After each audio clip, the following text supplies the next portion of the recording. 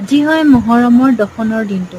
Hello everyone, আজি যেহেতু মহৰমৰ last দিনটো হৈছে সেইকাৰণে আজি দুপৰীয়া আমাৰ ঘৰত খিচিৰি বনোৱা হৈছে। নেক্সট মিনি ব্লগত ইয়াৰ ৰেচিপি আপোনালোকে পাই যাব। আৰু ধুনীয়াকৈ বনাই মেলি হৈ গ'লো, জোহৰৰ নামাজ পঢ়িবলৈ ৰেডি। আৰু লগতে আজি মোৰ লগত মাহিৰাও নামাজ পঢ়ি উঠি আমি খাই ললো। খাই মেলি আজৰি। পাপাই এইফালে গাড়ী চাফা কৰি থাকোঁতে আমাৰ আহি পালে পাৰ্চেল এটা। পাপাই অনলাইনৰ পৰা অৰ্ডাৰ দিছিলে জিম কৰা কেইটামান বস্তু, কিন্তু বস্তুকেইটা খোলাৰ পিছতহে গম পালো যে কেইটামান বস্তু ইয়াৰ বেয়া আছিলে। তো তাৰে আমি লগালগ ৰিটাৰ্ণৰ কাৰণে ৰিকুৱেষ্ট পঠিয়ালো। আৰু এতিয়া আমি ওলাই লৈছো অলপ টাউন ফালে যাওঁ বুলি। চাওচোন পৰিস্থিতি কেনেকুৱা হৈছে। আজি মাহিৰক নতুন এটা হেয়াৰ ষ্টাইল কৰি দিয়া হ'ল। কেনেকুৱা লাগিছে কমেণ্টত জনাব। তাকে আমি গোটেইখিনি আমি এটা শ্বৰ্টকাট ৰাস্তাৰে গৈছো, কাৰণ আজি মহৰমৰ কাৰণে চব ৰাস্তা বন্ধ। মহৰমত ইয়াত আহি পাই আমি ফাৰ্ষ্টত আইচক্ৰীম খালো, লগতে ফুচকা খালো, তাৰপিছত আকৌ আমি নেক্সট এটা চকোবাৰ খালো। খাই মেলি নদী কিনাৰত গৈ ইমান ধুনীয়া পৰিৱেশ, তাকে অলপমান চাই মেলি আমি আকৌ ঘৰলৈ উভতিলো। আজি মিনি ব্লগটো ইমানতে আছিলে। বাই।